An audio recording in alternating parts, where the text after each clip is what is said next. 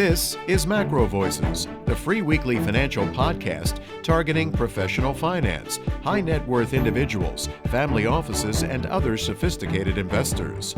MacroVoices is all about the brightest minds in the world of finance and macroeconomics telling it like it is, bullish or bearish, no holds barred. Now, here are your hosts, Eric Townsend and Patrick Ceresna. MacroVoices episode 532 was produced on May 14th, 2026. I'm Eric Townsend. We've got another MacroVoices doubleheader lined up for you this week. Simplify Asset Management's Chief Strategist and Portfolio Manager, Mike Green, returns as this week's headliner. Mike says it should come as no surprise that the risk of the Hormuz crisis crippling the global economy hasn't even slowed down the S&P 500's meteoric rise to new all-time highs, because according to Mike, market flows aren't being driven by macro analysts. They're being driven instead by the machinery of passive investment fund flows. Mike also disagrees with some of our other guests who have predicted persistent secular inflation as a result of this conflict, and also has an interesting take on why Mike thinks Kevin Warsh will be far more likely to aggressively cut rates as opposed to hiking them.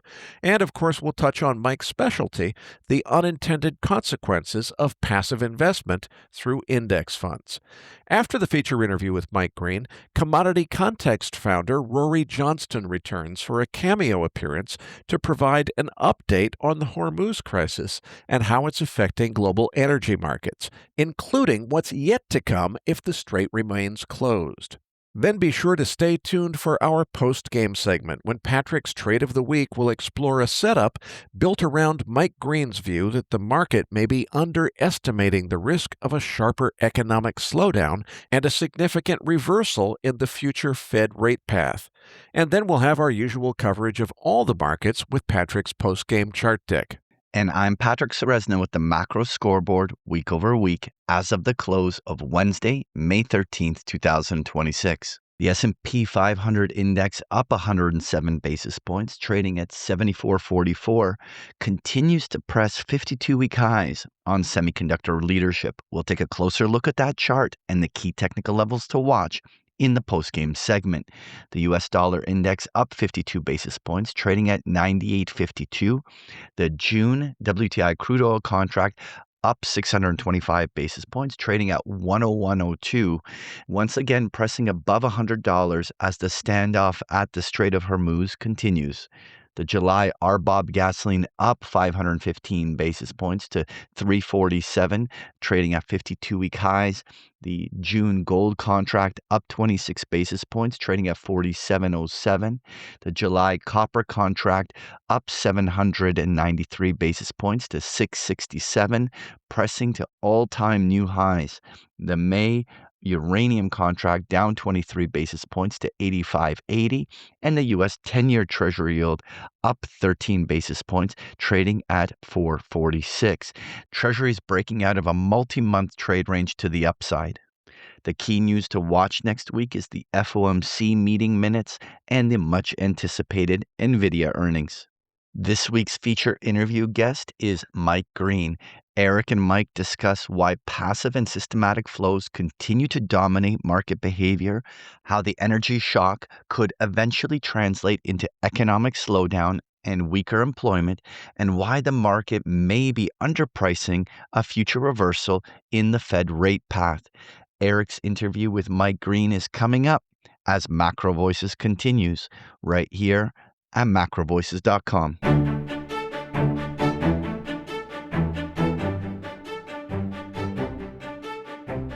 And now, with this week's special guest, here's your host, Eric Townsend. Joining me now is Simplify Asset Management's Chief Strategist and Portfolio Manager, Mike Green. Mike prepared a slide deck which only contains one slide, so I guess it's not a slide deck, it's just a slide. But boy, it is a doozy. You're really going to want to see this chart, so I strongly encourage you to download that to accompany this interview.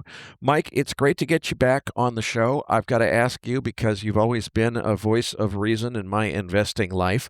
I feel like I did at the end of January, beginning of February of 2020. I thought there was just information so obvious that the market had to discount it and it wasn't. And I felt like, wait a minute. Usually when you're the only guy who sees it, it means you're wrong. But boy, I was so convinced, and I'm convinced now. I don't think that the market gets it, that we've got a really big problem with energy flows. And it seems like, it's just another reason to rally the market. S&P, all-time highs.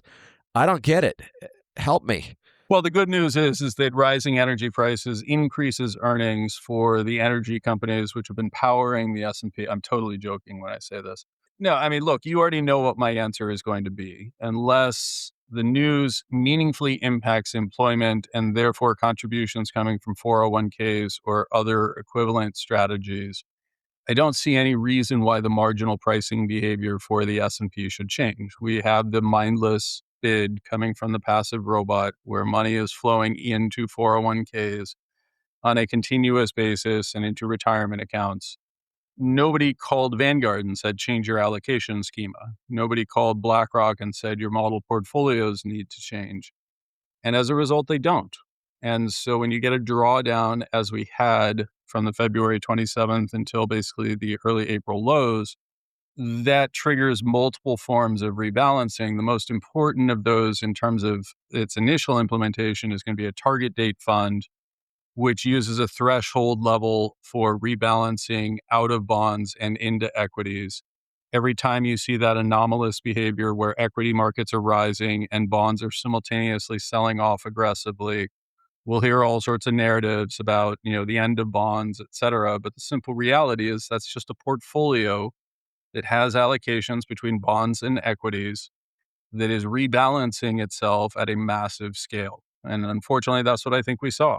And I don't see any reason for it to change until unemployment begins to rise significantly, retirements begin to increase significantly, and that bid coming from the passive robot comes to an end or turns negative. Unfortunately, that sounds like I'm bearish because I keep saying the markets are irrational. What I'm reminding people is the Keynesian statement, the markets can remain irrational, quote unquote, far longer than you can remain solvent. We saw that play out fiercely in April, where hedge funds decided that they wanted to hold their favored names and instead increase their shorts. And when markets reversed, we had an unbelievable amount of short covering. We saw fast moving strategies like CTAs and to a certain extent, vol control strategies rapidly scale up their exposures. Risk parity had some leveraging up, et cetera. So basically everything hit all at once. That's the chart that I shared with the listeners showing that we had a record 1 month flow into equity markets. And surprise, surprise, we had a record 1 month performance in equity markets. It had nothing to do with any thoughtful application. It had everything to do with positioning and with a mechanical bid. Let's talk then about what would happen next, because I suppose with the COVID pandemic, there was a brief little emotional freak out, but then the market looked completely through it, and we saw, as a result of a lot of money printing, a rally to fresh all-time highs right in the middle of the pandemic.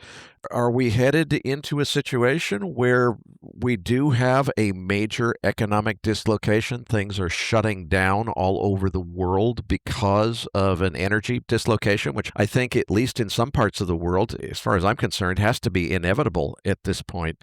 Does that just mean that it's time to celebrate and rally to even higher highs on the S&P? Because, as Louis Gav said last week, it's probably going to be other countries that feel the massive human suffering as a result of this, and not so much the bigger developed economies. Does that just mean S&P keeps going up from here? The painful reality is that as passive continues to gain share and it owns more and more of the market will behave more and more like a low float stock, because Vanguard or BlackRock are not going to change their positioning unless they receive a sell order. And so the simple math is this gets crazier and crazier. And, I have to confess, like when I made that forecast, it was with some trepidation, because there's always periods of craziness in markets. It's hard to imagine an environment much more crazy than late 2021 when people were receiving significant stimulus payments. But even more importantly, in that time period, they were getting their paycheck and they were staying at home and they weren't incurring all of the costs that I've identified in things like, my poverty line analysis. like childcare and transport to work and fancy clothes that you have to wear to work, et cetera. We all wandered around in our pajamas and decided to buy stocks with our spare time. The difference is this time we haven't seen the stimulus. What we're seeing is an increase in costs, and consumer balance sheets are significantly weaker than they were in the 21-22 time period when we suspended debt payments, et cetera.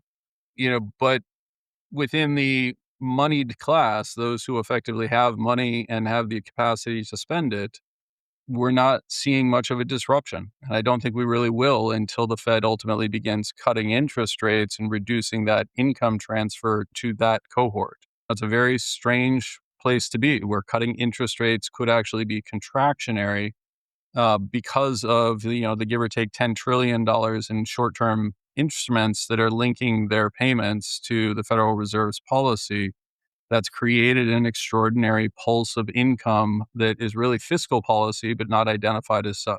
Let's take a look at the sole chart in your chart deck, which is really staggering for me to look at given the news flow backdrop upon which it happened.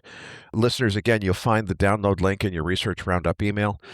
Mike, what you're showing here is basically the biggest inflow ever in history. And you told me off the air, even though this chart only goes back to 2016, you said there is no prior example of a bigger inflow anytime in U.S. history ever into the S&P 500, other than the one that's happened in the last month or so on the back of news that we've got a massive global energy dislocation, which hasn't quite hit the tape yet, but we know it's coming because we've used up that 6-week lag of delivery times. We're burning into all the buffers of spare oil that was sitting around in storage. We're about to run out of diesel fuel and jet fuel globally and have a massive crisis on our hands. And that's been, I don't want to say the cause, but that has been coincident with the biggest inflow into the stock market in recorded history.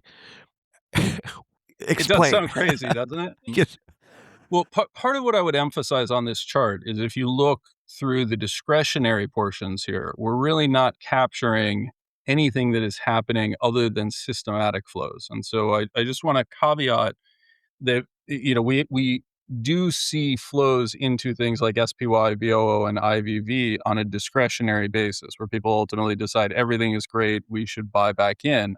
But ironically, that was among the smallest parts or smallest contributors to this. So this was really a mechanical bid that was caused by CTAs, trend following strategies, basically having to rapidly reverse their move into a net sale.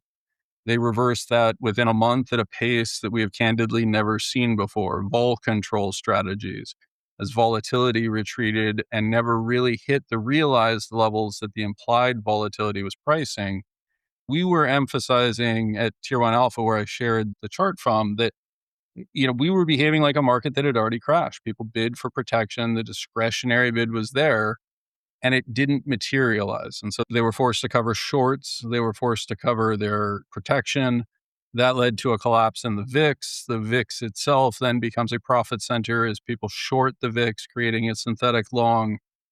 All of this has no real thought behind it, right? I mean, that's the frightening part of this, is that I don't think it's that people are looking at your analysis and saying it's wrong in principle.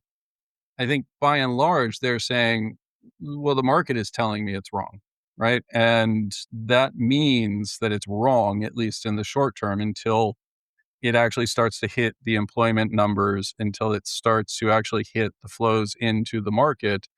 But the machines did what the machines do. Okay, now before the inflow happened, I see what looks to be the 5th largest drawdown or outflow from markets. I assume that was the buildup to this current energy event that caused that. So you're saying the market correctly discounted what everybody knew was coming. Then because it takes 6 weeks to 2 months for big ships full of crude oil to transit the entire planet, the algorithms and the CTAs didn't really build in that lag effect. So they're recovering and basically going to massive inflow into the market because the market has proven wrong the prediction that we're going to have a big energy disruption, or at least that's what the algos think is going on. And that's the reason for this? Yeah, Is that really it? with the exception of the thinking part, right? They are just mechanically tuned. So a trend following strategy will take consideration of volume and volatility in establishing the trend.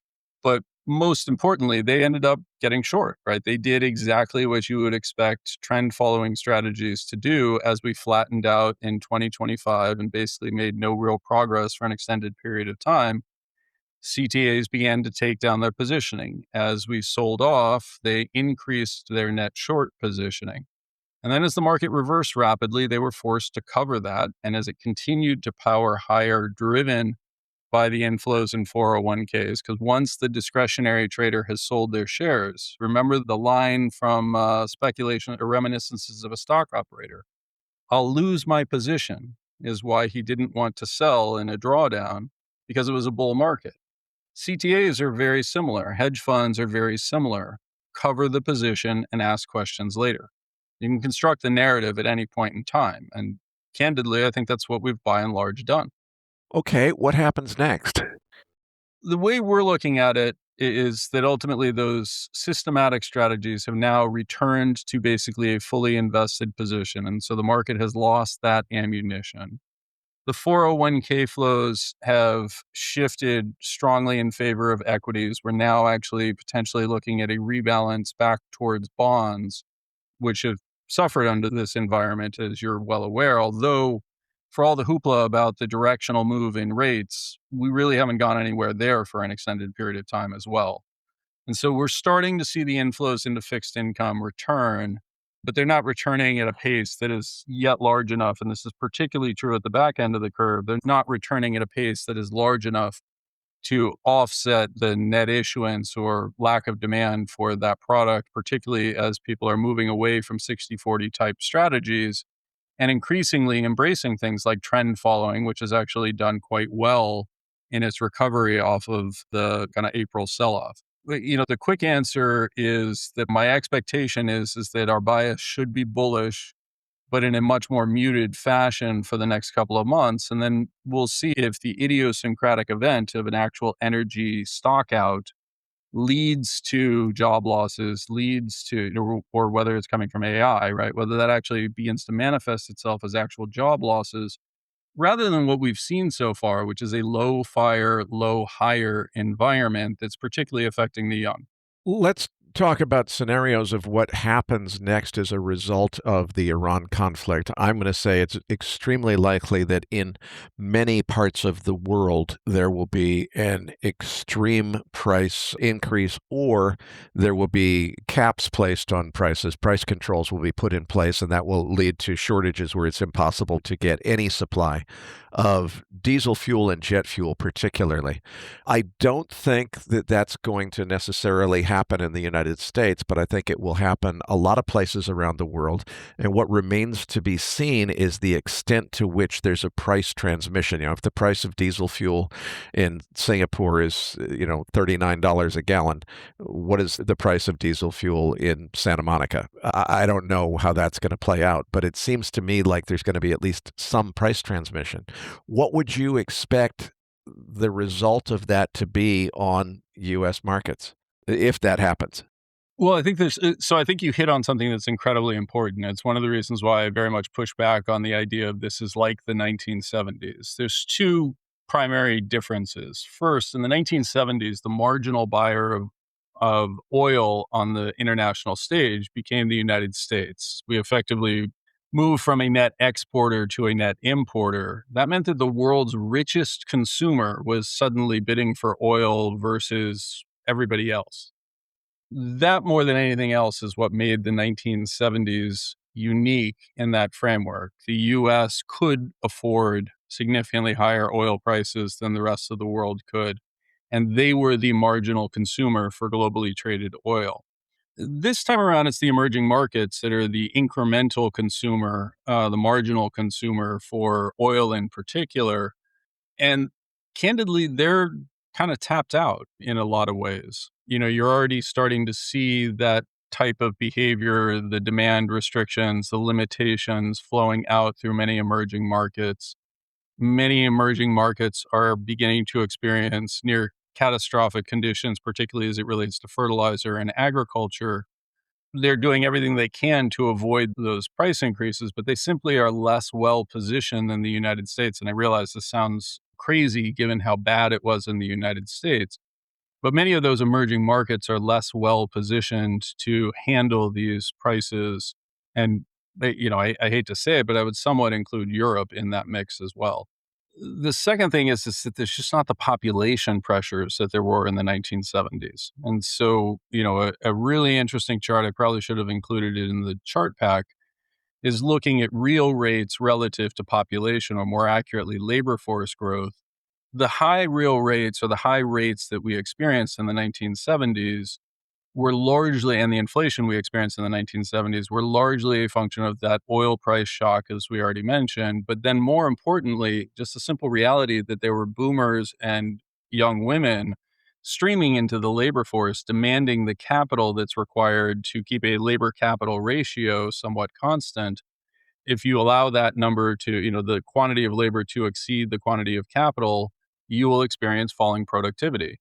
The 1970s were all about trying to maintain that pace of business activity, and it required significant capital that the Federal Reserve candidly stepped in front of and somewhat prevented by raising interest rates as high as they did. This time around, labor force around the world is actually shrinking. The United States labor force growth over the last 5 years, even with the population adjustments from the surge in immigration that has not yet been removed from much of the labor force statistics, it really only hit about 1% versus about 3.5% per year in the 1970s. So, my hunch is that we're not going to see anything even remotely close to the sort of gasoline or oil price spike that we saw in the 1970s, where we saw 500% sort of increases. But the pain that is going to be felt in the emerging markets is significant. And as you're correctly pointing out, the answer in many situations will be we'll do without. That means that we will likely see dramatically reduced production levels for many foodstuffs, et cetera. We are somewhat fortunate in that we're very well supplied. We've had extraordinarily strong growing seasons. Many forms of soft commodities have been oversupplied for the past couple of years. And so we're looking at inventories that are relatively high there. But there's no question that this is going to flow through as price increases in agriculture, assuming that the harvests, are diminished by the reduced application of fertilizer. Likewise, the ability to get stuff to market. If the diesel prices are extraordinarily high, the vast majority of agriculture is transported by truck. That means there will be less shipping available, or less transportation logistics available for the delivery of those crops, and some may very well rot in the fields, and less prices are much higher. And so this is the paradox of capitalism, right? In some ways, we should be celebrating higher prices because they're sending a much needed signal, and they are allowing agricultural producers to somewhat offset the cost of fertilizer. But that's painful for households. And in the United States, we're already seeing a growing fraction of households being forced to do things like increase their pawn shop activity at the lower end, or their credit card activity. And that becomes very difficult as we look at credit card delinquencies beginning to spike, et cetera.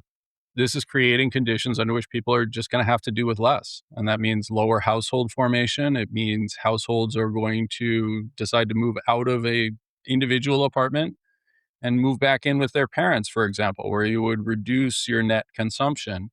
We're seeing the signs of all of that. And I joked on Twitter the other day that BNPL, buy now, pay later, is actually turning into buy now, pawn later, as households are scrambling for cash. Donald Trump is set to meet later this week with Xi Jinping. It seems to me that China's reaction to all of this and Trump's ability to negotiate with China is going to play a major role in it. China has more crude oil and, frankly, everything else stockpiled than just about anyone. So it seems to me if China says, well, look, get some positive PR by coming to the rescue and saving a few smaller countries around the world by sharing some of our strategic petroleum reserves and helping them out in exchange for some concession.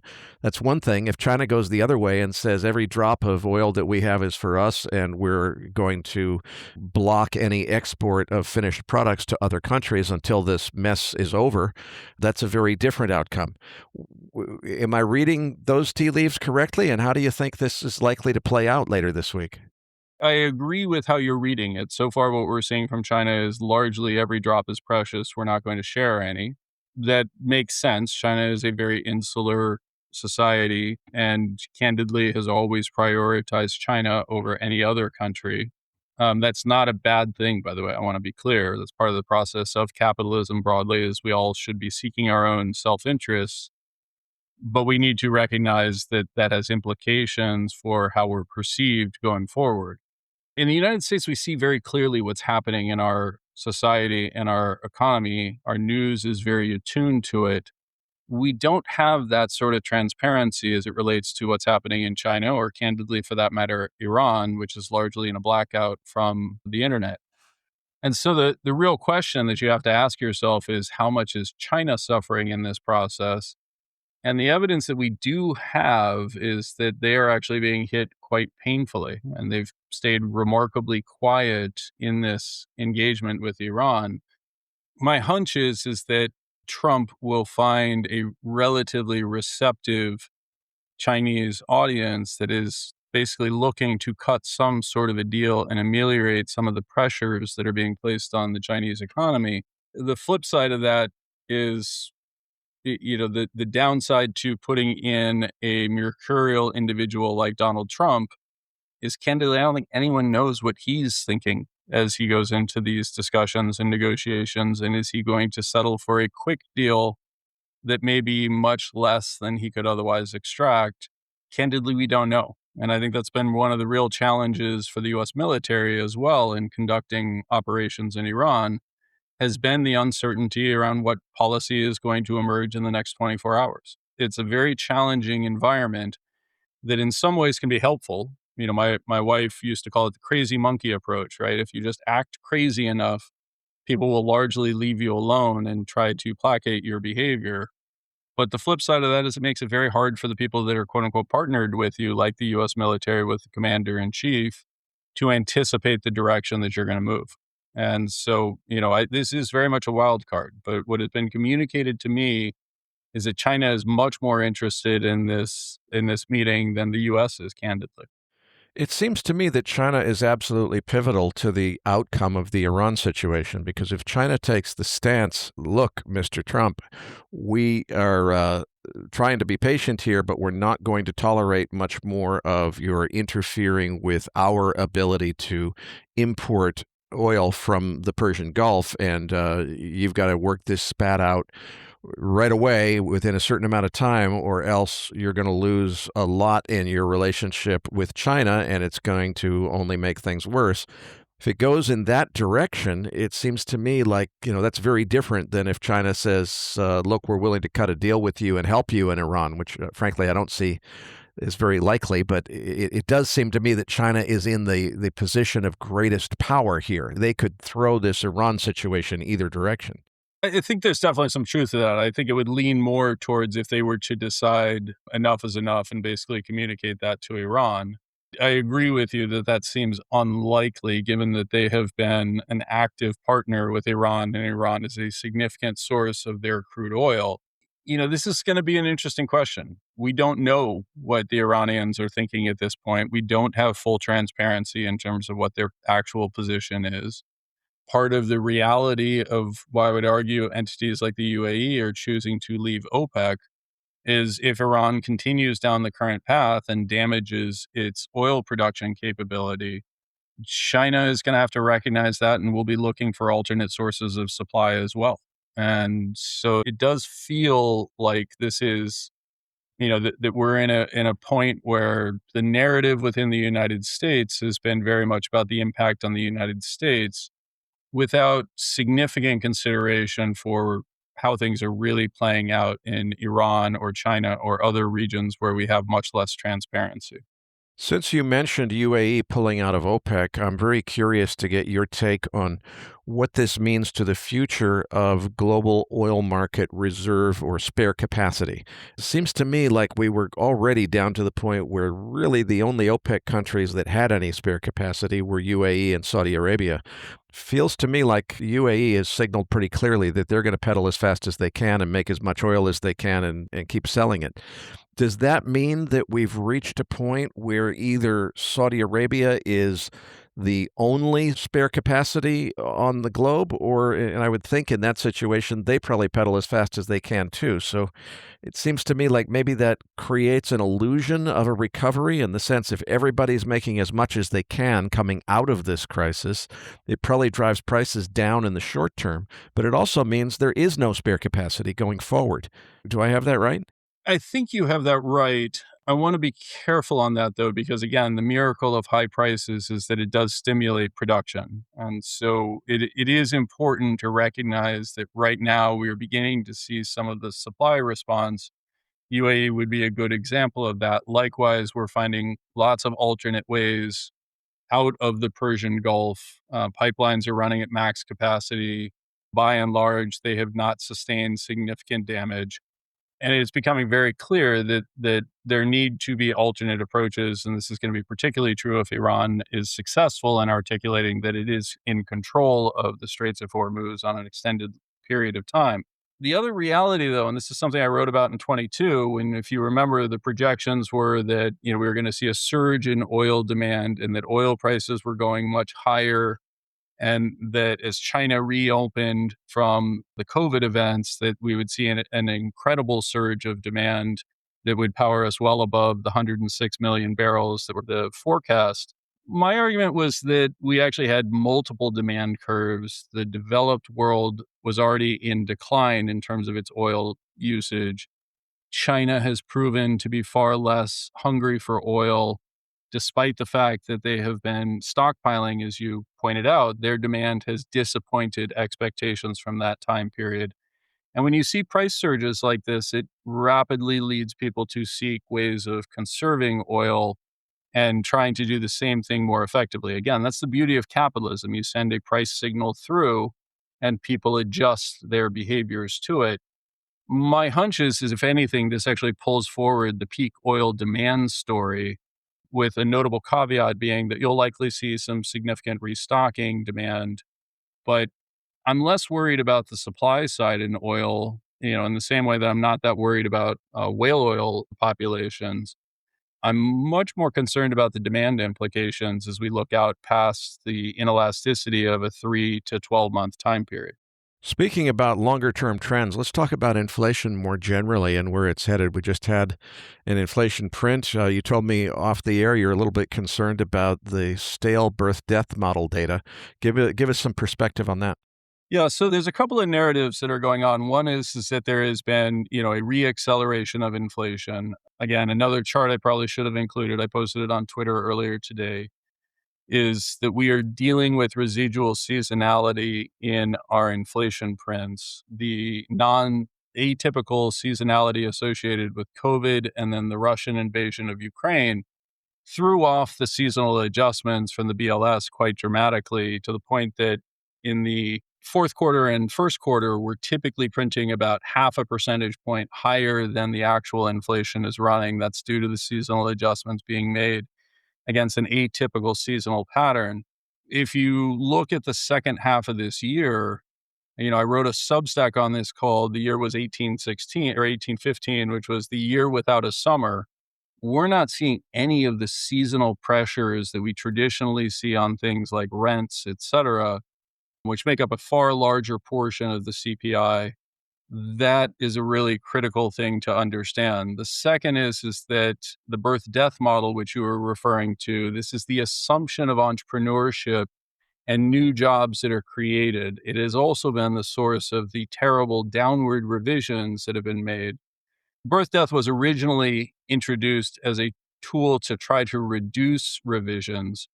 Unfortunately, a number of technical changes in how data is reported and collected have led to the BLS continually overestimating how many new jobs are being created by new businesses being formed.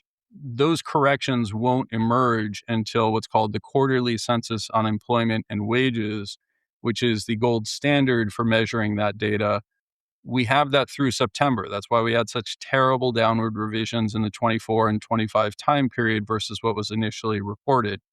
That is on hold until basically next month when we'll get the updated fourth quarter data.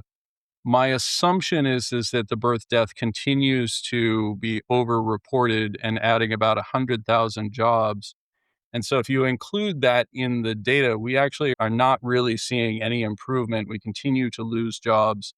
And importantly, even if you look at the official data, I would highlight that our labor force is now starting to shrink in the United States. We have a drawdown from peak labor force that is roughly in line with the worst recessions that we have seen over the past, 50 years. It's very hard to reconcile those two data points with the idea that the US is suddenly accelerating and that what we're seeing is an overheating of the economy. I think unfortunately we are dealing with really bad data quality, and the revisions will likely pull that lower. All else equal, that suggests that there is less inflationary pressure over the summer and into the fourth quarter. And beyond that point, I don't have the same clarity because I don't have the ability to model fully what the seasonal will do until we receive that data. But it does appear that we are shifting back into a more normal seasonality, and all else equal, that should lower both inflation, and then we'll get the downward revisions in employment. I continue to think there's a reasonable chance that Kevin Warsh comes in and by September, he's suddenly looking at inflation running less than we had anticipated. The tariff surge will have been over at that point. People are highlighting that we anticipated that would flow through in goods. The crazy data is that goods inflation is basically really, really low, which suggests that companies are eating most of the tariff increases either in the United States or in supplying countries. And I think there's a very high chance that Kevin Warsh suddenly wakes up in September, October and realizes that he has to cut and cut more aggressively than anyone had anticipated. That's fascinating because it seems to me that you and I have broadly agreed on what's about to happen energy-wise, which is we're going to have a real energy crunch globally as a result of this Iran conflict. If that happens, doesn't that create a fairly long-lasting and persistent inflation driver? Not really, because if you think about what we're talking about the fastest moving components of inflation and also the most inelastic. And so if we do end up seeing, businesses shut or air flight curtailed that prevents activity from happening, and I think it's important for people to recognize that unlike COVID, we now do have the potential to work from home.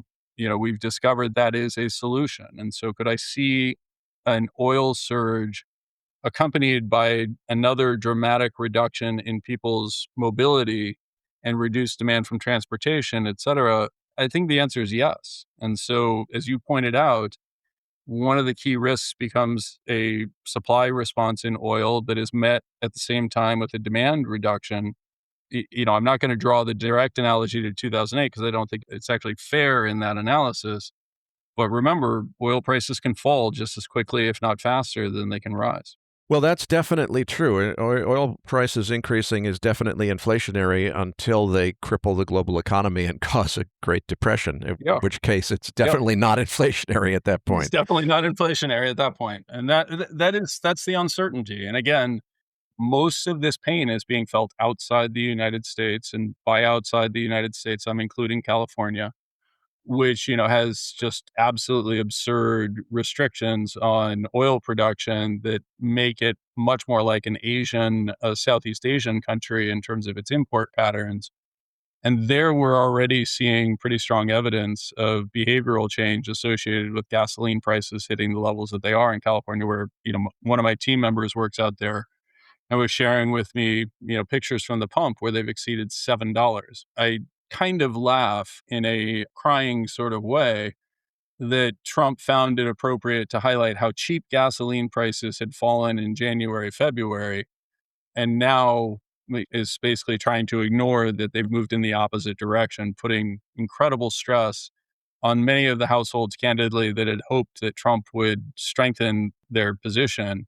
But, the simple reality is that is the way it plays out. If we end up with actual shortages, meaning that we have to reduce consumption, you could simultaneously see a positive supply shock and a negative demand shock that would manifest as oil prices falling very quickly.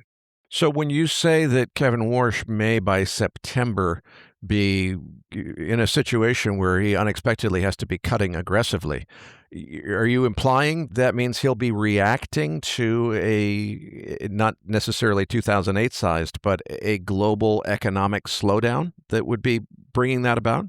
It certainly seems that that's the logical conclusion from what we're experiencing. And that's particularly true, as you point out, if the current disruptions that have been largely ameliorated by the release from strategic petroleum reserves, if we find that we cannot draw those down significantly further, and I would highlight that many countries that have tried to keep pricing, basically keep pricing capped, had their balance sheets stressed already in an attempt to do that in 2022. The UK would be a really good example of that.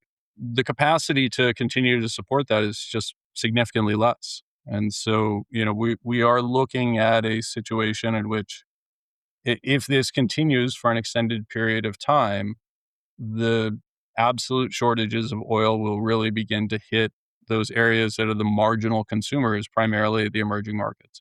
Well, I certainly agree with that. So, what happens? Let's say we get to September and Kevin Warsh is cutting rates aggressively because of a global economic slowdown.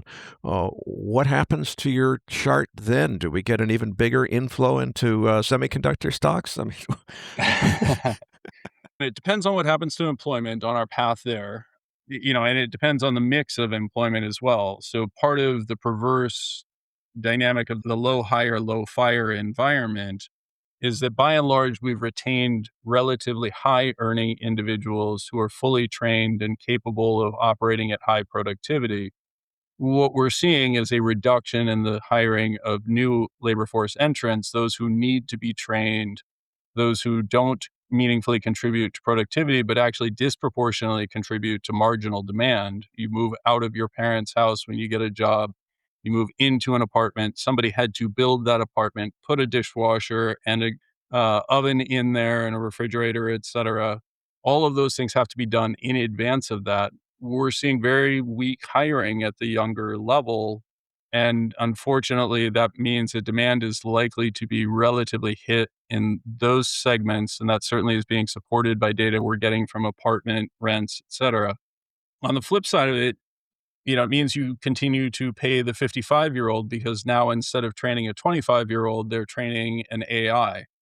And that has extraordinary value if we're able to pull it off. And it turns out to have the productivity impact that many people think it might have.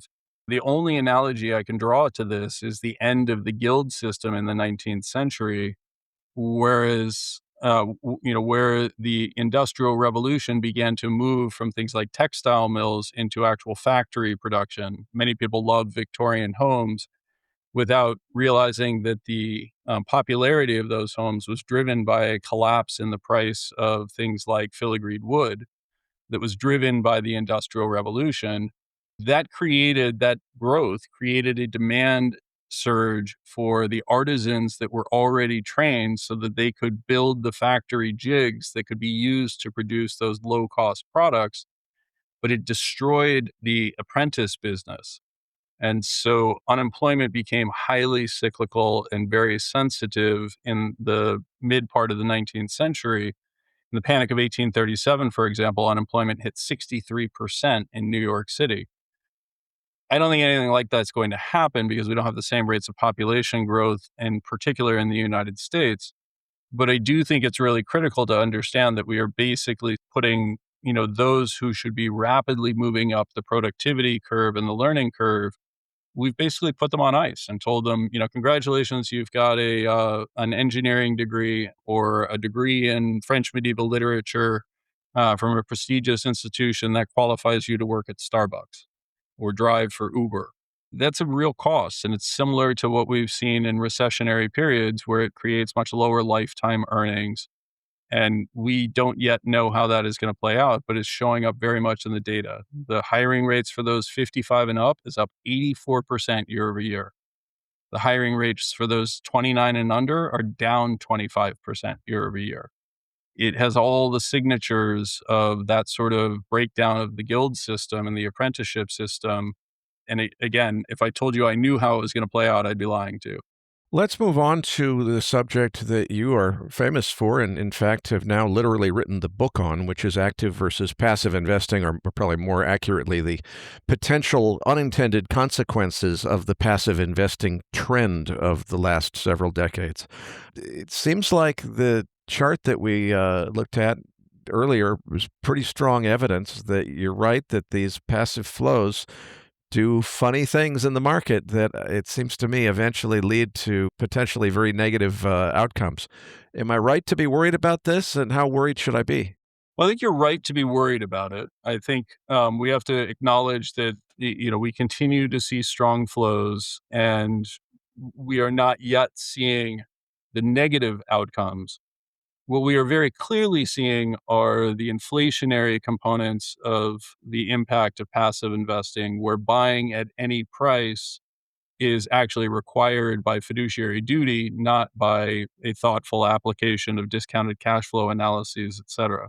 We experienced two remarkable events in our lives, Eric. The first was the transition from defined benefit plans to defined contribution plans. There's a fantastic white paper that was just released in 2025, made it into the Financial Analyst Journal in March of this year, by a gentleman by the name of Coimbra. And what he highlighted is the mechanical properties of the importance of that shift. When you move from defined benefit plans, which guarantee you an income stream, to a defined contribution scheme in which you have to accumulate assets in the hope that either the income from those assets or the sale of those assets are going to allow you individually to secure your retirement. It creates an extraordinary outward shift in the aggregate demand for financial assets. As an individual, I have absolutely no idea when I'm going to die or how long my retirement is going to be. As a result, I have to accumulate as much assets as I possibly can. In a defined benefit plan, the statistical properties of a large population allow me to accumulate assets and try to generate income against an actuarial outcome. The reason that system failed in the 1960s and 1970s was because people began living much longer than we had anticipated. The retirements were much longer.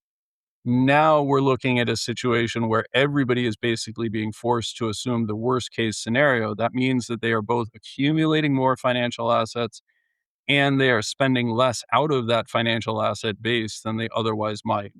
The traditional 4% withdrawal has been replaced by something closer to a 2% withdrawal, which means that we are hoarding financial assets, which naturally causes prices to rise.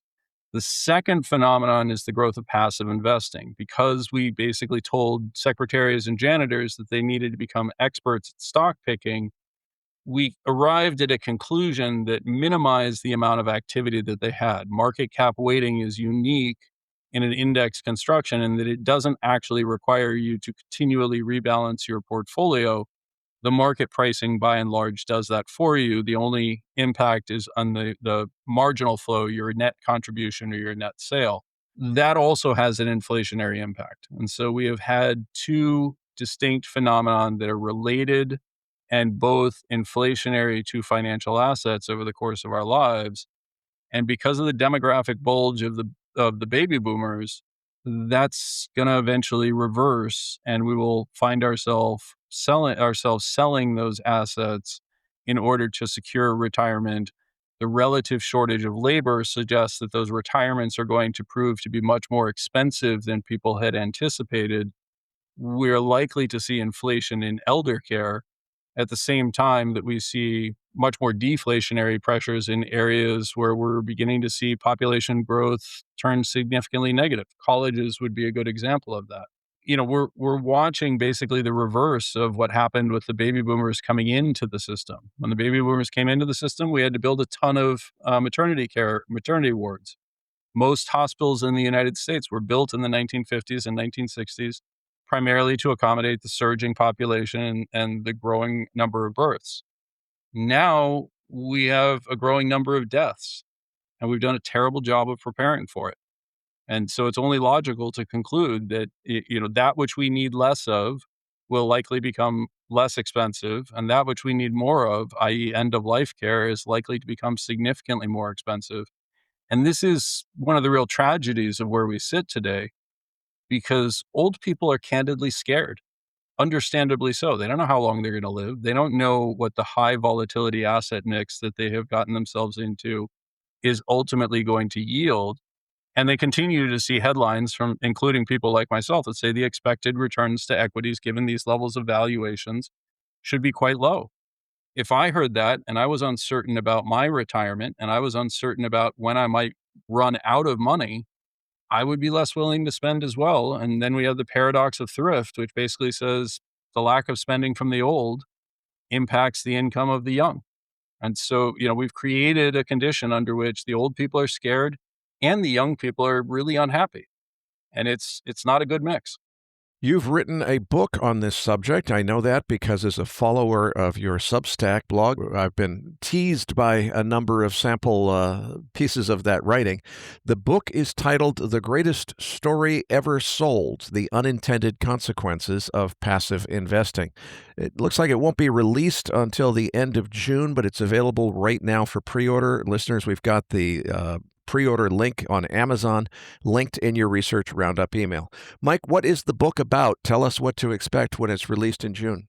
So the book is really actually about the destruction of price discovery. The implications of passive investing and the demand for financial assets has created conditions under which the most important price that we really receive in the economy, the price of equity, the price of debt, are increasingly being outsourced to algorithms. And so it brings us full circle back to that chart that I shared, where systematic strategies that have never done a discounted cash flow analysis in their lives are dictating the prices that we're seeing on screens. We're trying to attach meaning to that because that's really what price is. Price is the mechanism of information exchange in a market-based economy.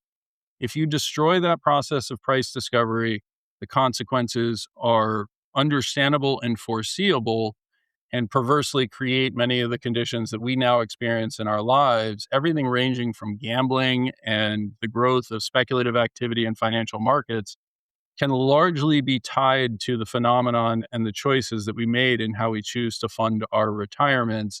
Those decisions were made back in the 1970s when we had very poor information on how financial markets actually work. Since I began my work in 2016, there's been an explosion of academic research that is highlighting the adverse effects on price discovery of the growth of passive investing and the demand for defined contribution plans and the government sponsorship of certain areas as being preferred, what's called the qualified default investment alternative, that by and large is directing the retirement assets of the United States into the largest public companies that until very recently had no real reason to receive those inflows. And so the book is actually about what happened, why it matters, and what is likely to occur given that we have severely impacted our capability for price discovery in a capitalist economy. And again, that is available for pre-order right now on Amazon. Mike, you also... With one caveat, I just want to actually highlight that date has been pushed back. We're actually targeting a release on October 19th, which will be the anniversary of the crash of '87. Oh, okay. So we should not believe the June 30th date on Amazon. Don't believe the hype. Correct. Okay. Coming from the source itself, you got to trust that signal, folks. Let's also talk. You manage several funds for Simplify Asset Management. You also write a Substack. Tell us about those as well. Sure. It is a hedged high yield product, and so it attempts to mitigate the impact of credit spreads. That has been a very challenging period since April of 2025. We've seen credit spreads by and large tighten significantly, even as we're seeing signs of credit deterioration in the broader economy. Part of that is, of course, due to the passive bid. As money flows into these strategies, they buy the highest price securities disproportionately. That has driven a bifurcation in the high yield market, just like it's driven a bifurcation as we've seen in U.S. markets where there's the 493 and the Mag 7. But that product is certainly something that people can check out and take a look at if they are interested in a more protected version of income generation. And candidly, I think this is going to be one of the real critical realizations that people have is that they should be taking advantage of these high prices to rotate into areas in which income can be generated. The Substack is Yes, I Give a Fig. It is yesIgiveafig.com. It's available on Substack. You can search for Michael Green or Yes, I Give a Fig. It is available weekly. I try to put it out early Sunday mornings, more or less every week. It is the outgrowth of my own personal note-taking and thought process more than a desire to put charts or trades in front of people. And it covers topics ranging from a discussion of the poverty line, a piece that went viral, to the type of work that I'm doing around passive, to insights in terms of markets that people would be more familiar with seeing from other areas. As I describe it, it's basically how I clean out and clear and straighten the attic that is in my mind behind my overly large forehead. Well, Mike, I can't thank you enough for another terrific interview. Listeners, be sure to stay tuned because we've got Rory Johnston coming up for an update on Gulf oil flows and what comes next in the Strait of Hormuz. Patrick Ceresna and I will be back as Macro Voices continues right here at macrovoices.com. It was great to have Mike back on the show. Now, Rory Johnson is next on deck for a special second feature interview for an update on the Iran conflict and what it means for the oil markets. Then Eric and I will be back for our usual post-game chart deck and trade of the week. Now, let's go right to Eric's interview with Rory. Joining me now is Commodity Context founder Rory Johnston. Now, folks, I know it feels like, oh, yeah, you guys have had Rory on 3 times now since this Iran thing started. Yep, we have had Rory on 3 times, separated by a full month each time. It's been 4 weeks between each of Rory's 3 appearances on this conflict that was going to take less than 3 weeks in total, we were told in the beginning.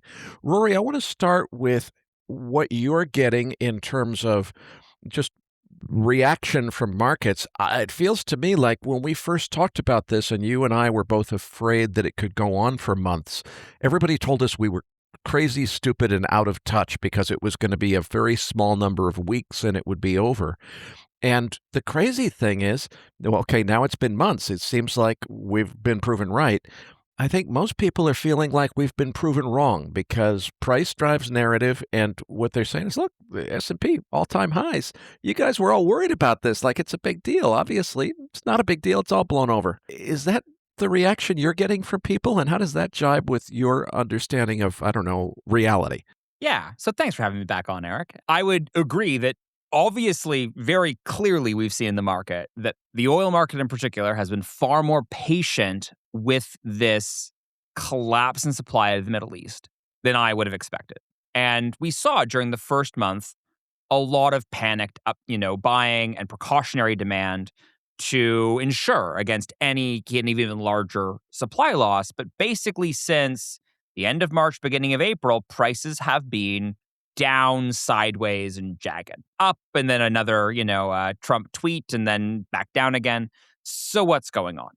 I think the most important thing, and we would have spoken last time just after the ceasefire was announced, and I think one thing that's important, and one thing I would say I've started to appreciate more, was just how much of that March and early April rally was a real precautionary demand on the tail risk that not just that Hormuz would remain closed for another month or two, but that you would see the conflict spiral into more direct attacks from Iran against Gulf oil production infrastructure in Saudi Arabia and Iraq and UAE, et cetera.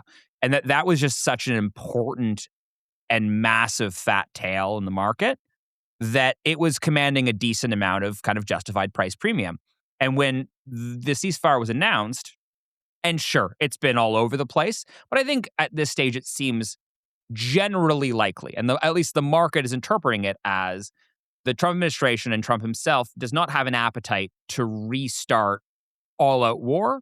But if we get back there, based on what we saw in March and April, it seems likely that the market would react very violently to a resumption of open warfare. The other thing is that it's taken a lot longer than I would have expected for those deficits to accumulate in visible inventories. So, as you know, Eric, a lot of the data in this market is lagged. We're flying blind a lot of the time in the immediate here and now. But going into this crisis, we had high stock levels. So we had a cushion.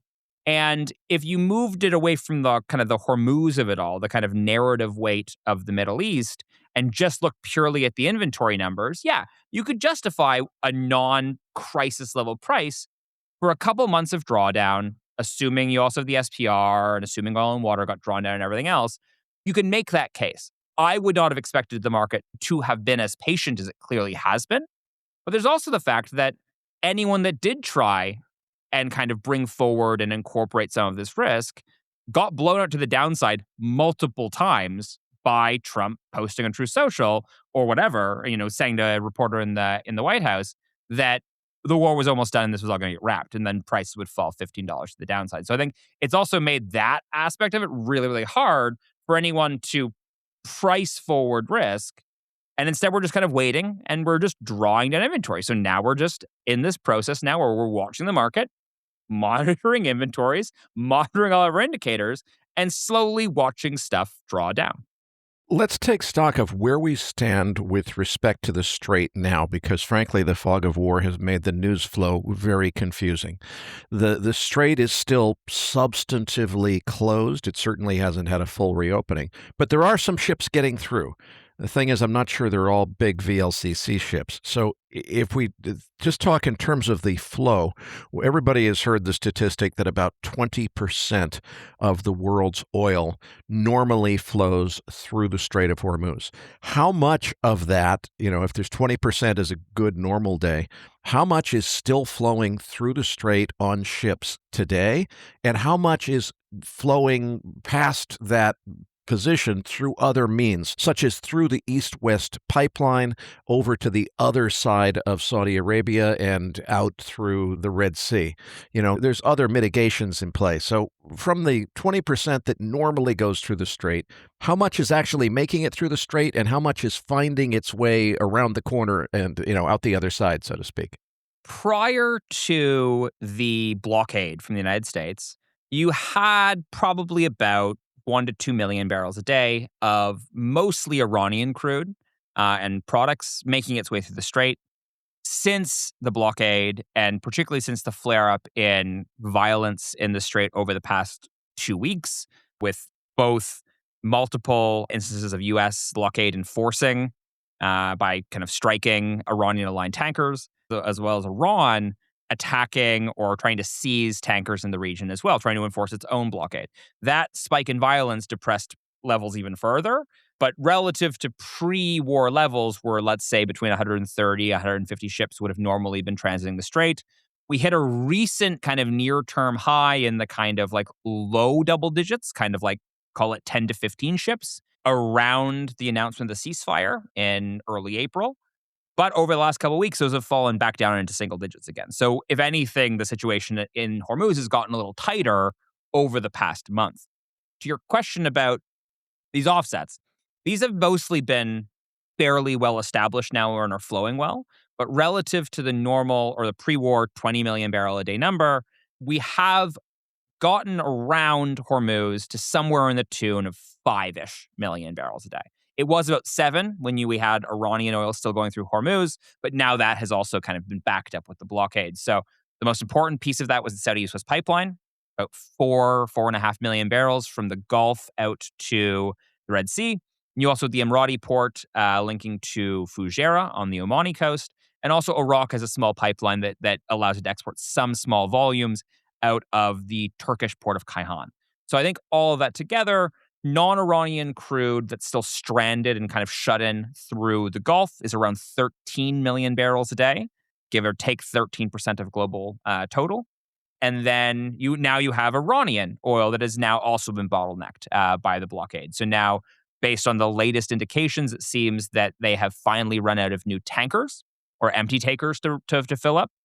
So now they're building inventories where they can, and those will, Iran will also begin shutting in production. And if they shut in everything or everything that they were exporting, that 13 million barrel a day total of shut in production will rise to give or take 15 million barrels a day. Okay, so on a normal good day before all this went down, 20 million barrels came out of the region every single day. Now we've got a situation where about 5 to maybe 7 is coming out per day. The remaining 13 is not only just piling up in storage tanks, but the storage tanks, it sounds like, have long since been filled. And those 15 million is not flowing. And it sounds like you're saying 13 of those 15 represent production that's already been shut in, meaning that those wells have been capped and it would take some amount of work to get them flowing again. I'm not nearly as expert as you are on this, Rory, but I know when you shut in an oil well, it's not always possible to just turn it back on. Sometimes it can never be restored to its full prior flow rate, and other times it can be, but it takes 6 months and a whole bunch of capital investment in order to get the thing started up again. Let's imagine that suppose that Xi Jinping and Trump somehow come to some amazing deal this weekend, and they come back saying, okay, look, China is going to help intervene in this, and we're going to solve the whole problem, and we're going to go back to normal. Everybody's going to agree starting next week. Sounds like pretty much all of what is not flowing today cannot start reflowing until that 13 million barrels of shut-in production is restarted. Is that right? And if so, how long does it take to restart it? Yeah, that's absolutely right. And just to your prior question as well about, like, there are still a handful of VLCCs making their way through every once in a while. You have seen a couple pass, but it's not a consistent flow. So the other thing here is that not only do we need to get tankers out, but we need to get unladen or empty tankers back into the Gulf, because only then will you be able to begin drawing down domestic inventories that have been built up and restarting those wells. So in terms of time, in terms of can they be restarted at all, I would say generally yes. The nice thing about this happening in the kind of core of OPEC is that we know that these producers can cut really, really deeply and turn their production on pretty quickly. We've seen multiple instances of this. Now, they've never cut quite this deep, mind you, but I think that overall, at this stage, we don't have any reason to believe there will be large permanent impairment. Now, maybe you only get 95% back in the first year or so. We might, so you might be down 500,000 to 1 million barrels a day of production capacity at the upper end. But in the scheme of it, I think most of it's going to come back on pretty quickly. I think that when you look at, but it's not going to be the same across the producers. I think when you look at Saudi Arabia and the UAE, I think that those members, typically wealthier, more technical expertise, better wells in many cases, they're going to be able to turn that back on. I mean, the Aramco is saying weeks, and I think that probably within a month, you're going to get the majority of their shut-in production back online. I think when you look at Kuwait and Iraq, probably more like months. But I think in the scheme of things, from the perspective of the market and the scale of the shock we're facing, weeks to months, I think is a reasonable expectation across the board. I've been modeling roughly a scaled back over 3 months, with 70% coming back on in the first month, then 20, then 10. I think that's at least a useful way of thinking about the pace of returns. And I think, but that's only going to start when we get empty tankers back in, and we can't even get the full tankers out yet. So on top of everything else, there was earlier, was it last weekend? I'm losing track of time. There was when Operation Project Freedom was going on, there was initially some thought that maybe this was a legitimate deal or plan with the Iranians to begin evacuating the 1,000+ ships that have been trapped in the Gulf for months now, and the 20,000+ seafarers. That, I think, is going to be a separate thing. And I could see an interim period where you can get those ships out of the Gulf and back home to their families as a humanitarian intervention well before we ever get actual new rules and a return to any sense of normalcy through the Strait of Hormuz. And it's only that latter benchmark that's really going to allow us to start restarting that production. Okay, so presumably before they shut in any production on the upstream side of the Strait of Hormuz, they filled all their storage tanks first. So presumably if we could start getting those empty tankers, empty VLCCs, back into the Gulf next week, they could fill those tankers up from storage tanks for probably several weeks, long enough to get the production restarted. And presumably, once we get the strait open, we could resume moving oil pretty darn quickly at full pace back out like it was pre-conflict, assuming the military situation had changed. Is that right? Yeah, and assuming the Iranians let them do that, right? And I think the other thing is we don't need to get back to full pre-war pace because as we were noting earlier, we have the East-West pipeline now. I think the Saudis are going to continue using that, or at least they will have the option to continue using it. So even if you only got back to, say, 70% of pre-war levels, at least from the oil market's perspective, you could get back to, but like there aren't alternative pipelines for LNG or helium or fertilizer or any of the other things that are blocked up. But in oil specifically, you could see a world where you don't need to get back to 100% to kind of get past the crisis. But to your point, it only starts, can only begin drawing down those inventories when you get unladen tankers back. And many of those unladen tankers are all over the planet now. So it's going to take weeks or months to get them back to where they need to be to start this process again on the other side. I know you're mostly an oil market guy. Do you have any insight or perspectives on helium and fertilizer and the other things besides oil that flow through the strait, how long it's going to take to get those markets back to normal?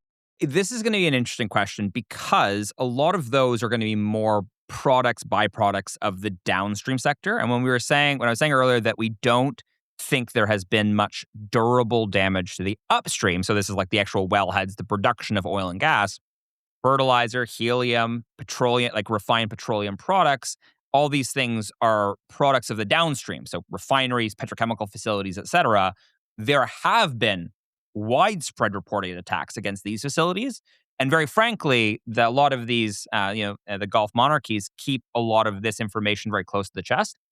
So we do not know the full extent of the damage to those facilities. And I expect we will not likely know the full extent of damage to those facilities until we get Hormuz reopened and we get empty ships back in there to see what they're going to fill. Like, for instance, if tankers show back up in Kuwait, one of the first things I'll be watching is, are they loading crude oil or are they loading diesel and jet fuel? Because that will tell us very quickly what the operational status of Kuwait's refineries are.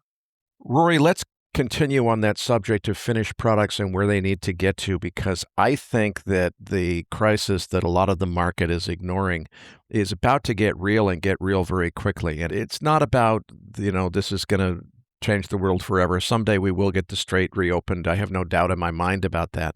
Mm-hmm. But the damage has already been done. There are parts of the world where they're already running out of jet fuel and diesel and eventually gasoline, petrol, depending on what country you're in, what you call it, are all going to start running out, and it's going to cause massive localized crises. Am I exaggerating to say that that's already baked in and is a certainty? I mean, it sounds kind of doomerish, but frankly, I think that's what the data is telling us.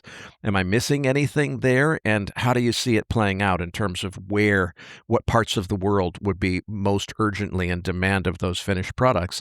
And is there a Hail Mary? Is there a solution that if we got something open in a certain amount of time, okay, we could get a whole bunch of diesel fuel out of Kuwait or wherever it is and rapidly take it to where it needs to be? I think that, particularly in Asia, there have been acute local shortages of products. I think at that stage, it's kind of undeniable. And I think one of the things that people are watching right now is this idea of demand destruction. I think, because again, I think, as we've chatted about before, Eric, there's so much of this that there's like a price drives the narrative element going on here in the market. So with oil still around, not much higher than $100 on a Brent basis, everyone's looking at us and saying, like, what did you get wrong? And the first thing they go to quite frequently is, because I think at this stage, like, it's hard to say that there isn't 13 million barrels a day of oil shut in the Gulf, right? Like, we can see it. We can see the tankers not being loaded. There's no other physical way for that to get to the market. So I think that's a pretty safe assumption. We have a lot less visibility on the demand side and a lot less detail. So a lot of people will jump to, okay, we've already seen massive demand destruction. The challenge I have with that is that demand destruction is a funny thing. You've got, normally when we talk about it in one of two ways. We talk about price elastic demand destruction. So prices are too high at the local pump, so maybe we will, we'll take the bus or we'll bike or we'll walk or whatever else. And then there's income elastic demand destruction, which is high oil prices crashed the global economy. The firm you worked for went bankrupt, so now you're not driving to work. That has kind of a more macro top-down view on it. Neither of those things has happened yet. We do not yet have high enough prices to destroy that level of demand. Because again, we've had much higher prices very recently in 2022, and we didn't see anywhere near that level of demand destruction. So unless you think that in 4 years, the price sensitivity has completely changed, I do not think that's likely. But what we have seen is this third kind of weirder form of demand destruction, which is just physical barrels not available fast enough in the right places. These kind of, supply chain shortfalls. We are kind of interpreting this war at the speed of tweet, but these tankers take forever to get to where they're going. Weeks, months in many cases. Like someone had asked me, someone on Twitter had asked me, "Oh, Rory, why was there an uptick in the latest weekly data from the EIA? Why was there an uptick in imports from Iraq?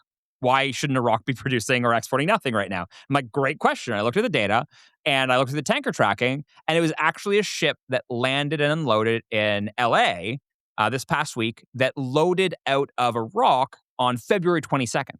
So these tankers are still out there, finally getting to their destinations. They're mostly gone now, but there are still some. So I think that pacing aspect is taking longer to play out than we expected. And then I think the final thing here is that from this view of demand destruction, all eyes right now are on China. And that I think makes a lot of sense because China is always the center of kind of market fascination in these moments. And as the largest importer of oil in the world, and particularly the largest importer of Gulf oil, it was kind of be ground zero for, pricing pressure, for demand destruction, for trade diversification, everything else. We've seen Chinese imports of crude fall by something like 3 or 4 million barrels a day over the past 2 months. And people have actually pointed to that and said, that's demand destruction. And I say, no. That's not what demand destruction is. If you stop importing oil and you start drawing down stocks and you can keep prices going, there's been no demand destroyed. It's only when stocks draw down, prices rise to a level that people stop literally consuming the barrels that demand destruction has occurred. And what's weird about this is that imports have fallen, check. U.S. or Chinese refining capacity or refining activity has fallen off, which we typically treat as a pretty strong indicator of domestic demand. That also seems to be pointing towards demand destruction. But then you start looking at other things and you start looking at flight tracking data. Again, everyone's talking about jet fuel is the epicenter of this, so you'd expect to see flight activity begin to pull down. But no, flight activity is at or above year-ago levels. I was just pulling some of the data, the weekly data from China's Ministry of Transport. Rail traffic, up. Truck traffic, up. Port traffic, up. Flight traffic, up. All of these indicators are showing mobility at or above year-ago levels, but all of our oil market indicators are implying a level of destruction last seen in 2022 and 2023 during China's COVID-0 crackdown.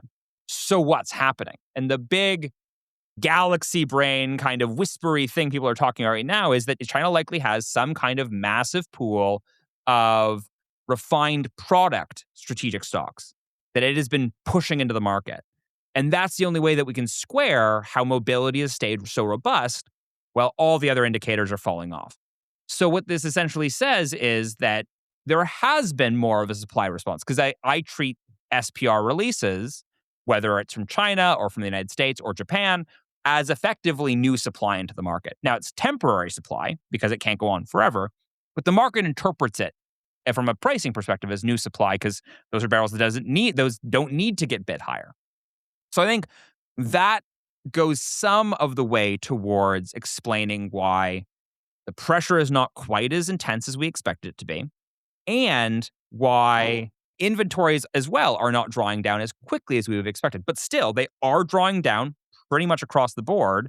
And if that continues through the end of May, the end of June, there is still no way that we really get to avoid that pricing pain at the other side because we still will need to destroy that demand durably across the world. And I just don't believe we've done it yet. Well, Rory, I strongly agree with you that demand destruction has been misinterpreted in many dimensions during this crisis, not the least of which there's a statistic floating around that 100,000 airline flights have now been canceled because of this crisis. And wait a minute, that's not consumers saying, I am not willing to buy an airline ticket. That's airlines that failed to hedge their consumption, that sold cheap tickets 6 months ago, that are canceling those flights that are certain to be unprofitable in order to cover their own tail. It's not a lack of consumer demand. So I agree with you completely that demand destruction is being misrepresented. You touched on China, though, and I want to pivot to that because I think that's really the most important thing. I'm going to make a prediction here. I think that this coming weekend is going to be a pivotal moment in the evolution of this crisis. And the reason is I think this sit down between Xi Jinping and Donald Trump could change everything. If China says, look, Mr. Trump, we need you to end this crisis. If you want to negotiate with us on any other subject, you got to, get this wrapped up because we want to get those several million barrels a day of imports that we were getting from the Persian Gulf. We want them again. It's important to us, and we're not dealing on other matters until you fix this mess. That's one message. The other message is, look, we've got more strategic petroleum reserve than you do. We can wait this out longer than you do. This is your problem. You sort it out. Which way those discussions go could easily drive either a rapid stand-down resolution or a massive escalation of force in the Gulf. What do you think? Yeah, I would say at this stage, it's clear that Beijing has been attempting, at least publicly, to message towards some kind of resolution. But I think also at the same time, it has been pretty intent. I mean, you have not seen any big announcements out of China about releasing SPRs or doing things that would help alleviate the stress on the global economy. And I think one of the rationales for that was that any of those actions would have reduced pressure on Trump to end the war and reopen Hormuz, which is the only sustainable solution to this at the end of the day. I think that from an immediate economic argument, I think absolutely they want it reopened. But from the kind of longer term strategic view of great power competition and rivalry between Washington and Beijing, I think this war is doing a lot of damage to U.S. credibility, to a kind of a view and the kind of cohesiveness of U.S. alliances, particularly in the Gulf. I think that it's an opportunity for China to flex geopolitically in a way that it has not done historically, and I think that it's not hating that. Final question, something you and I have discussed and agreed on before, is that there is a tipping point in a crisis like this where eventually you get to a point where what's already happened, despite that there's a lag effect before the effects are realized, you get to a point where what's already happened is going to create such a big economic disruption that it's going to be, incredibly damaging. I don't think we were there yet last time we spoke. Are we getting closer to that point? And how long can the strait remain closed, really, is the question, before we get to irreversible, catastrophic damage just has to happen? I think that if Hormuz remains closed to the end of June, we will have drained down a sufficiently large volume of stocks that I don't see a way we avoid all-time highs. Now, does that mean that we're going to kind of go into the full apocalypse mode? I think clearly there are levers that have still yet to be deployed that could buy us more time. For instance, there are still more SPRs out there that have yet to be tapped, on top of the kind of the 400 million that's already been announced and released by the IEA countries. Clearly, China has more in reserve that it can do if this became a real kind of existential drag out. But I think at this stage, my banking now is, my base case. And again, I basically just keep rolling forward the optimistic base case. Now it's June 1st. If that's the case, we'll still have hemorrhaged 1.4 billion barrels of oil from the global system. Sure, we'll have some demand destruction, and maybe the net effect will be less than that. But that's still, even just upwards of 1 billion barrels of stock, it's a lot of stock. And as that inevitably gets pulled out of the global system, prices are going to rise. One interesting thing here is that while the front of the curve like prompt prices that everyone's seeing have been sideways to lower over the past month, the back of the curve is beginning to rise again. And when you look at December 2026 futures, December 2027 or December 2028, all for Brent, those prices, at least as of yesterday, I haven't checked in the last couple hours, but they were sitting at all-time or crisis level highs, rising back to the levels of 2022. And I think that is how this is going to go, is that as we drag down inventories, the whole curve will begin to kind of re-rate higher, even if we're not getting that big swing in backwardation at the front. And I should note, even though backwardation is down, it's still at clearly kind of crisis levels. Anytime that you're measuring backwardation or prompt backwardation, the spread between the first and the second contract, anytime you're measuring that in dollars and not cents, something's already kind of broken. And that, I think, will remain in that stage. But I think that we may have already been past the crazy backwardated levels that we saw all-time highs realized at the end of March and beginning of April, when prompt WTI spreads were $15 a barrel. Like, that never even made sense in the moment. It's just so high. So I do think that at this next stage, it's going to be more the whole curve needing to lift higher to bring that overall price level higher. Well, Rory, I can't thank you enough for another terrific update. I'm hoping that we don't have to do another one of these crisis updates and 4 more weeks. At that point, it would be a bigger crisis. Please, before I let you go, tell our listeners what you do at commoditycontext.com. What can our listeners expect to find when they go visit that website, and what services are on offer there? And I just wanted to say one last thing, because I forgot in my last answer. In terms of the big kind of flag, the signpost along the road to the market re-rating higher, I think the one thing that we're going to have to see, and I think we will continue to see, is U.S. crude inventories draw down. Those product inventories are drawing down, crude's drawing down globally, but U.S. crude stocks have been abnormally high through the crisis, and now I think are beginning to draw down more aggressively thanks to the kind of rise in exports. So I think that will be the big thing that the market will need to see to finally get to those more crisis level pricing. But thank you so much for having me, Eric. I always enjoy chatting for years now. And I encourage everyone to come follow some of our research at commoditycontext.com. You could follow me on Twitter at Rory_Johnston. And you can also follow my podcast, the Oil Ground Up podcast, on any platform you listen to podcasts. Patrick Ceresna and I will be back as MacroVoices continues right here at MacroVoices.com.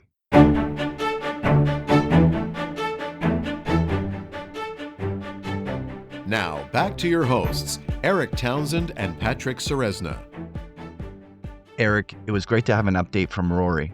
Now, listeners, you're going to find the download link for this week's Trade of the Week in your Research Roundup email. If you don't have a Research Roundup email, it means you have not yet registered at macrovoices.com.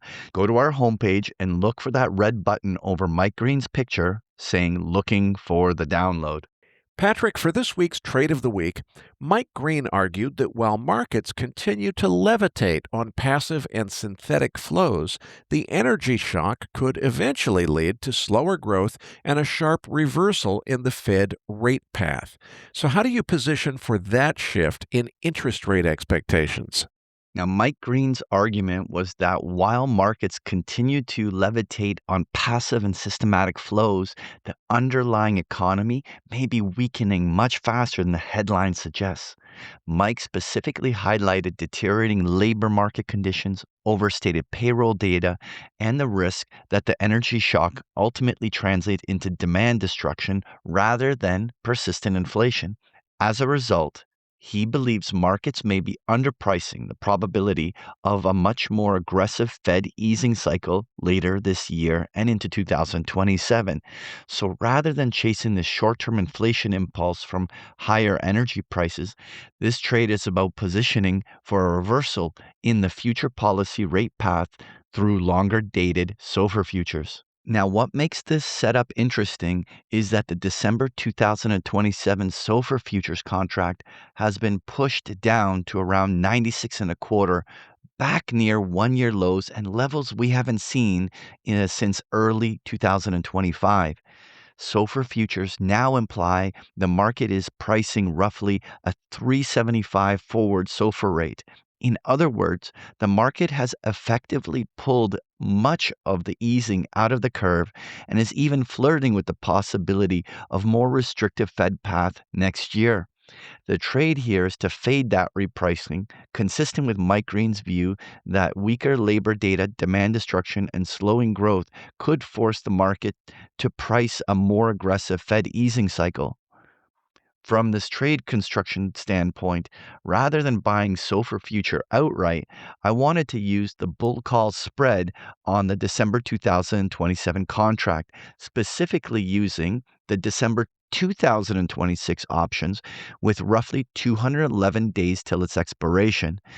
The structure buys the 96.50 call for around 19 cents and sells the 97 call for around 8 cents, creating a 50-cent wide call spread for a net debit of roughly 11 cents. The payoff profile is attractive. Max risk is 11-cent debit, while the max profit is 39 cents if the December 2027 SOFR contract settles at or above 97. That creates roughly a 3.5 to 1 risk reward profile, with the break even being at 96.61. The objective is simple.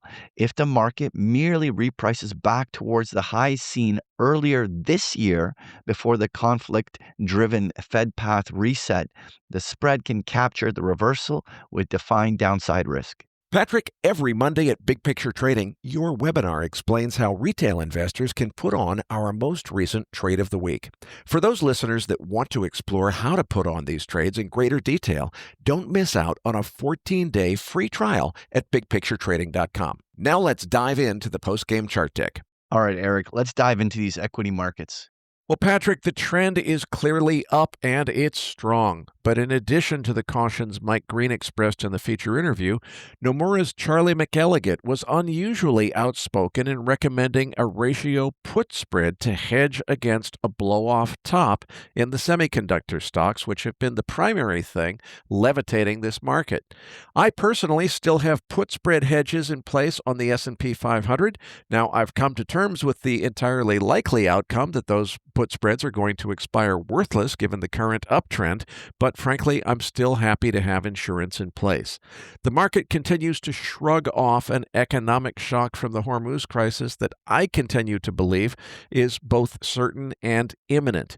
But I'm also starting to come around to Louis Gave's view expressed last week that the countries most adversely affected by the Hormuz crisis are not the ones that drive stock index prices, and Mike Green's view that the machine isn't programmed to discount such risks. So I'm still sticking to my guns on the Hormuz crisis leading to a pretty darn significant global energy shock. The question is whether or not that's going to transmit back to the stock market or if we just keep on rallying and levitating from here on the AI craze. Well, Eric, I want to go a little bit under the hood of the S&P 500 and actually look at the flows-driven move that happened. First of all, we're approaching 7,500, which is a weekly chart measured move target on the upside of the market. And this is happening when we've seen some of the most overbought conditions on semiconductors that we have actually ever seen. This entire move higher has had a huge bullish tailwind from option flows and obvious dealer hedging that has to occur, which has accelerated that upside. We're now coming to a pretty important OPEX, and we're going to certainly see with these elevated implied volatilities whether mean reversion is the name of the game for semiconductors and whether or not that puts in a swing high here on the S&P 500. Now, I'm not necessarily bearish thinking that there's a huge decline coming in the market, but we are long overdue for a healthy pullback. And if you just put it into the context of a traditional retracement, one that approaches its previous moving averages, what were previous highs of the stock market become support, we could easily see a 5 to 7% market correction that would be a very healthy reset of a primary bull market. The point here is that while we're looking for a pullback here, we're not necessarily trying to imply that that's going to lead to a big bear market decline. With the semiconductors here are so overbought that at some stage here, mean reversion driven by a correction in semis would be a very natural thing to occur. All right, Eric, let's move on to the dollar. What are your thoughts here? The very short-term Dixie trend has turned up in the last few days, but we're still trading well below the unfilled gap that still exists above the market up to 99.39 on the Dixie chart. I predict that the Trump-Xi talks in China in the next couple of days and the possibility of a military re-escalation in Iran this coming weekend will be remembered as a pivotal moment in the development of both the Iran crisis and the present Dixie chart. I'm just not sure which way that pivot is going to go, leaving me with no directional view on the market. But I think what happens in China is going to pretty much decide what happens next in most financial markets. For me, Eric, the dollar's all about this intermarket relationship. And as oil presses higher and we see stress in yield markets and certainly concerns that areas like Europe may be more directly hit by this closure of the strait and certainly see more economic weakness, at some stage there is room for the dollar to easily trade back to the top of its trade range. I don't want to be uber bullish on the dollar like we're about to see a huge leg higher, but it wouldn't surprise me here if we saw the dollar work its way back to the 100 handle into that previous overhead resistance. All right, Eric, let's dive into the oil markets. Well, once again, I apologize for sounding like a broken record, but I think it all hinges on the outcome of the China negotiations. Frankly, I think China is holding that big handful of cards that President Trump keeps saying the United States is holding. So if China is the one to somehow step in here and say to Iran, look, we're your biggest customer, we want you to do X, Y, and Z next because we said so, and we're going to make it painful if you don't, I think Iran pretty much has to listen to China. The question is, can President Trump persuade China? Can he make a deal with China that causes them to want to use their influence that way? And I have absolutely no idea what the answer is. Absent a solution from China, I think Trump and Iran are locked in a stalemate situation that could easily prolong the crisis for another month or more. If that happens, it's going to take oil prices much higher, and it's potentially going to have a crippling effect on the economy sooner or later.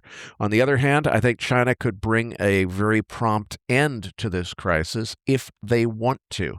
So my only prediction is that I do not anticipate a flat, low volume, low volatility trading outcome from here. I think we're going to see a fork in the road pretty quickly here in the next several days. I just don't know which direction it's going to take. Well, I want to just look at this purely technically. Obviously, we want to respect the fact that the geopolitical headlines will drive oil. But overall, each pullback on oil has been held by its 50-day moving average and retracement zones. And so while we've seen a lot of volatility, there's actually been a primary bull advance that has been very well respected technically. Now, with the strait continuing to be closed and inventories continuing to draw down around the world, there could still be a potential bull impulse. So we're watching to see whether or not WTI can clear the 100 level legitimately on the upside. A bigger question is, when does the stock market and other markets start to care? I think at this point we would need to see a clearing to 52-week highs before it really starts to create a new wave of nervousness. At this stage, that resistance is still $10 to $15 higher. So at this moment, while we're looking for oil to strengthen here back into those highs, I don't think there's going to be a huge intermarket reaction unless it really genuinely made a huge breakout. All right, Eric, let's move on here and touch on gold. We're seeing more and more signs that precious metals are ready to begin a recovery. The strict opposite of crude oil price action that we had been seeing seems to be abating. We're occasionally seeing both gold and crude oil move up together, at least in the very short term. And the weekly RSI and stochastics are starting to move into oversold territory, suggesting that maybe the bottom is already in or is almost in for precious metals. But if there's no resolution resolution from China and the Hormuz situation continues, there's still plenty of room for another leg down in gold as the market digests the oil-driven inflation signal. So I'm not quite ready to sound the all clear yet, but if China resolves the crisis with Iran, then I think the bottom's probably in on gold, and it's time to potentially lever up and expect a big rally from here. I'm just not sure if we're there yet. Well, in my mind here, Eric, we had that blow off on gold back in January, and we've just been more or less consolidating. There's a lot of pressure from higher yields and dollar dynamics that has just put gold into this no man's land purgatory of trading sideways. In the bigger picture, I do think that gold is going to bullishly break out, but maybe it's going to still be something that's more like a second half of the year story. I wouldn't be surprised if we continued the rest of this month in this kind of a meat grinder trade range without much resolution. All right, Eric, let's move on to uranium here. Well, Patrick, as our regular listeners know, I remain super duper bullish on both nuclear energy and on uranium long term. But frankly, I'm starting to get pretty darn concerned here in the very short term because the uranium miners just plain have not participated in this gigantic rally that we've seen in the broader market, or I don't know if I should even be saying the broader market, in the stock indices, which are frankly being narrowly driven, not broadly driven, by semiconductor stocks ever since the March lows. So, if the uranium miners are just holding flat in the face of this massive semiconductor rally, what are they going to do if the semis blow off and retrace to the downside, as some observers, including our friend Charlie McElligott at Nomura, have begun to anticipate? I'm not sure, but I'm bracing for a near-term correction. If that happens, I do think it's a buying opportunity because the bullish thesis is as strong as ever for both uranium and nuclear energy. I just have a feeling that we're maybe about to hit an air pocket here if the global energy market is upset in the way that I fear it's about to be upset if China doesn't bring an end to this Hormuz crisis. Well, Eric, I share your sentiment towards your bullishness on uranium. The big question for me is when is there going to be signs of accumulation, like that they have restarted a new bull leg? At this moment, uranium is grinding, and we haven't seen yet a flows pivot that has really reopened the upside window for another leg higher. At this stage, I don't see a big bear decline coming or anything, so it's going to be once again just a scenario of consolidation and just watching for when there's technical signs that in fact the flows have pivoted back into the favor of the bulls. Now, Eric, I wanted to just briefly touch on the copper chart on page 8. We had a breakout to all-time new highs on copper. Now, is there more room for it to run to 7 on the upside? Absolutely. But on the short term, this bull impulse here is going to likely hit some overhead resistance. But so long as old pullbacks are contained to, 25 to 50 cent pullbacks and a bought-on dip, then I'd be looking for that to be continuation patterns to inevitably see copper trade all the way up to the 7 handle. It's interesting that many copper names as individual equities have not yet fully started to participate, but the copper market remains decisively bullish here. Patrick, before we wrap up this week's podcast, let's hit that 10-year Treasury note chart. Here we have a breakout to multi-month highs on the 10-year yield. Now, we haven't yet hit the highs of 2024-25, which are in that 460 to 475 range. But clearly, the bond market looks like it wants to press to retest those levels driven by the short-term inflation fears, driven by higher oil prices. At this stage, the bond market is pretty ugly and yields continue to press. And I don't see any reason why that has to reverse this week. So right now, be careful in the bond markets. It's simply the trend is not your friend, and there's no immediate catalyst for this trend to reverse. Folks, if you enjoy Patrick's chart decks, you can get them every single day of the week with a free trial of Big Picture Trading. The details are on the last pages of the slide deck, or just go to bigpicturetrading.com. Patrick, tell them what they can expect to find in this week's Research Roundup. Well, in this week's Research Roundup, you're going to find the transcript for today's interview, the Trade of the Week chart book, which is discussed here in the postgame, including a number of links to articles that we found interesting. You're going to find this link and so much more in this week's Research Roundup. So that does it for this week's episode. We appreciate all the feedback and support we get from our listeners, and we're always looking for suggestions on how we can make the program even better. Now, for those of our listeners that write or blog about the markets and would like to share that content with our listeners, send us an email at researchroundup@macrovoices.com, and we will consider it for our weekly distributions. If you have not already, follow our main account on X at MacroVoices for all the most recent updates and releases. You can also follow Eric on X at Eric S. Townsend. That's Eric spelt with a K. You can also follow me at Patrick Ceresna. On behalf of Eric Townsend and myself, thank you for listening, and we'll see you all next week.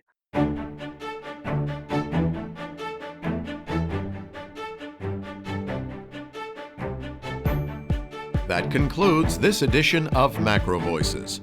Be sure to tune in each week to hear feature interviews with the brightest minds in finance and macroeconomics. MacroVoices is made possible by sponsorship from BigPictureTrading.com, the Internet's premier source of online education for traders. Please visit BigPictureTrading.com for more information. Please register your free account at MacroVoices.com.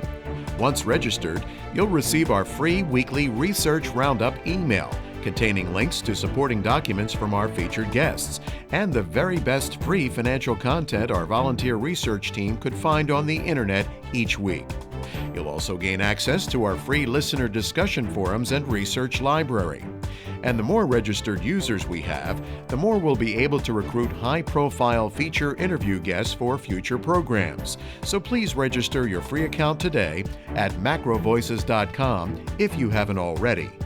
You can subscribe to MacroVoices on iTunes to have MacroVoices automatically delivered to your mobile device each week free of charge. You can email questions for the program to mailbag@macrovoices.com, and we'll answer your questions on the air from time to time in our mailbag segment. MacroVoices is presented for informational and entertainment purposes only. The information presented on MacroVoices should not be construed as investment advice. Always consult a licensed investment professional before making investment decisions. The views and opinions expressed on MacroVoices are those of the participants and do not necessarily reflect those of the show's hosts or sponsors. MacroVoices, its producers, sponsors, and hosts Eric Townsend and Patrick Ceresna shall not be liable for losses resulting from investment decisions based on information or viewpoints presented on MacroVoices. MacroVoices is made possible by sponsorship from BigPictureTrading.com and by funding from Fourth Turning Capital Management, LLC. For more information, visit macrovoices.com.